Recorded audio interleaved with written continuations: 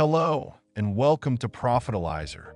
Let us guide you through the process of adding a position roster under Team Services.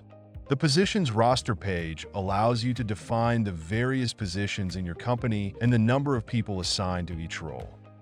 After logging in, go to Team and select Position Roster. The table on this page shows positions and the number of employees.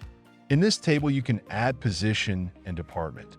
To add position, click on the Add Position and enter the position name, and then select the department. Click the green button.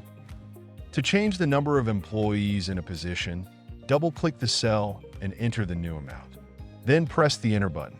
You can also change this number in a specific month. You also can add a department.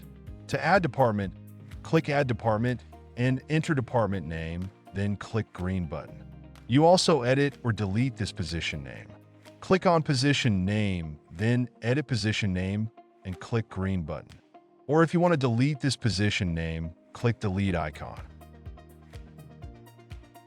Thank you for watching this video.